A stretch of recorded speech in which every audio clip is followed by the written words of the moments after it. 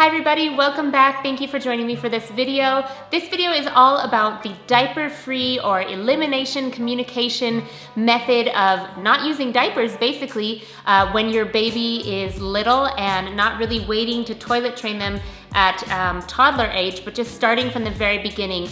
This is what I plan on doing. I read the book Diaper Free and was really encouraged by it. A little backstory on how I found out about the Diaper Free method. Our good friends from Vienna, they have 2 little girls, and both of the little girls, they use this method and basically do not use diapers. And when I say that, it seems really extreme, but to see it in motion really gave me a lot of confidence that it's actually possible. And when they found out that I was pregnant, they gifted me this book. And now that I've read the whole thing, I've talked about it in previous videos a little bit, I think that I feel really confident about trying this, and I feel really happy about trying this. One of the biggest reasons to me was diaper disposal. But diapers are not biodegradable, and since their invention in 1961, 24.7 billion diapers end up in landfills, and none of them have biodegraded. That is horrible and horrible for our planet. So something that I knew I would be doing even before this diaper-free method was using cloth diapers, but finding out about this really takes it to another level, and I really am confident and hoping that it will work out, and then I can use even less. Doing the diaper-free method is a great way to give your child self-esteem from an early age and start communicating with your child on a deeper level that I'm really looking forward to. In no way is this a new method. These practices still occur in many parts of the world. I remember being in China a few years ago and seeing all the little babies with the slits in their pants, and I thought, what a weird situation. Why would you do that? Put a diaper on your baby. But I was completely misinformed, uneducated, and when you're uneducated and misinformed, what do? You judge from your own personal perspective, and that's exactly what I did. But those little slits allow the baby to just squat and pee or poop whenever it needs to, and they become more independent in that way.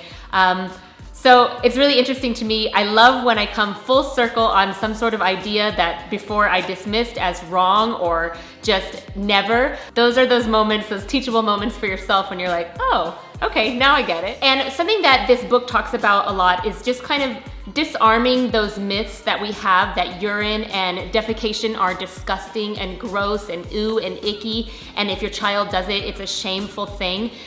This really encourages the parent to kind of teach the children that if there's an accident, there's an accident. It's as if you spilled the salt on the table. It's not like, ooh, how could you have pooped in your pants? You're so gross, you're so wrong, and putting them kind of in a cycle of shame even from early on. So it's just an encouraging way to help your child grow. A lot of emotional things can be tied to peeing and pooping accidents in young children, and this just kind of helps them be free of those negative connotations in their life. And after all, urine is a sterile fluid. It contains 96% of water, and the rest is just valuable minerals and salts, trace elements that the body needs to function properly. But at that particular moment, it has enough of what it needs, so it expels it. Our attitude about stool being a symbol of uncleanliness is just a grossly exaggerated way to think about it. It's a natural function. This will help your baby have a good, healthy function with how digestion is really supposed to work. It's going to help them not be constipated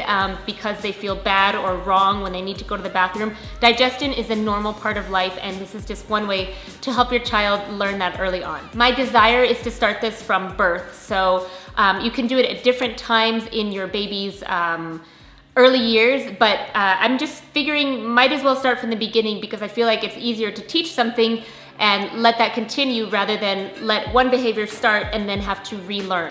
They give you lots of alternatives to use as opposed to full-time diapering if you want. Some of those alternatives are just layering wherever your baby will sleep with some kind of waterproof like mattress padding or just layers of towels, and then covering them also with some sort of flannel waterproof type cover.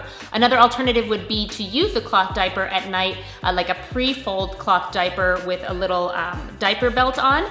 That way it provides easy access when they get up in the middle of the night.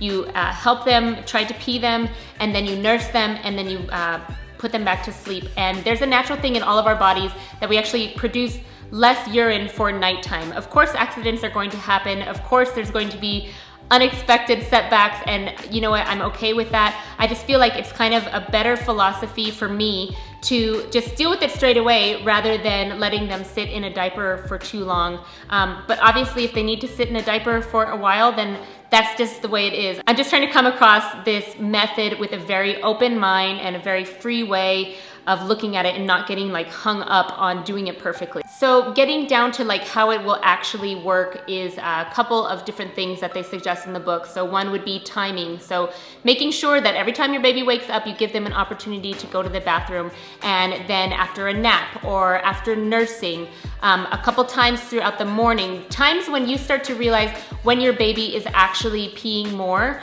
or less or more frequently in the afternoon, or by signals, any little signals of like squirming or getting like super still or farting or anything like that, where you know that, okay, probably this is going to happen. And just using those baby signals as you start to learn them. I'm sure it takes, you don't know it instantaneously. I'm not planning on knowing it instantaneously, but taking some time to get to know your baby, recognizing those signals and those cues from your baby, and doing your best to support them to be able to use the bathroom whenever you feel like they might be able to. And of course, there's going to be hits and misses, but you're just giving them the opportunity to try. Using your own just motherly intuition, all those signals and the timing, you're going to start to figure out when your baby needs to go to the bathroom, and just kind of feeling it. We all have intuition about many things, and this is just one other area where it can be put into practice. And cueing the baby. If you give your baby a cue every time they go to the bathroom or you're peeing them, it will kind of help them remember that this is associated with the time when they go to the bathroom. So whether that's like making a pee sound, like, or you're saying, let's go pee-pee, or let's go caca, or however you call it, or you want to call it with your child, those are the cues that you use. And what I find really interesting, my friends who do this, and also the book said that if you talk to your child logically, even when it seems like they're a baby and they're not going to understand you, they really do understand you. If my friend Vicky, she said, sometimes we'll be in the car and I can tell that the baby's giving off signals that she needs to pee, and what Vicky says to the baby is, we're not home yet, we don't have a place to go. If you can give me 10 minutes, if you can hold it for 10 minutes, I will help you go to the bathroom. And she said 9 times out of 10, the baby gets that. They hold their pee and they're able to wait until a restroom is available. So I really think it's such a deep connection. It's such a cool way to connect with your baby. I'm super excited about it. I'm a little bit nervous with a boy because I just know that things spray up. But I'm just going to encounter those situations when I come to them. So maybe this sounds interesting to you and you're thinking, okay, well, how logistically does this work? So there's different positions that you can use. The best is to have the baby against your chest and them facing whatever receptacle you're going to place them over. Some people do it over the sink, some people do it over a real toilet, some people do it over like a little container. Now you might think that sounds disgusting, or ew, what if pee gets on me? Well, it's just pee, it's just poop, it will wash right off. And so keeping them against your chest gives them that kind of contact so that they feel secure that they're with their mom or their dad, and you basically just lift up their legs and spread them a little bit and then let it flow down into whatever hole you've decided to put it into. And then as the baby gets older, they are able to do this themselves, or they're able to give you, or your parents or your child care provider, whoever is willing to go on this endeavor with you, they let you know that they need to go to the bathroom or they want to try the big toilet.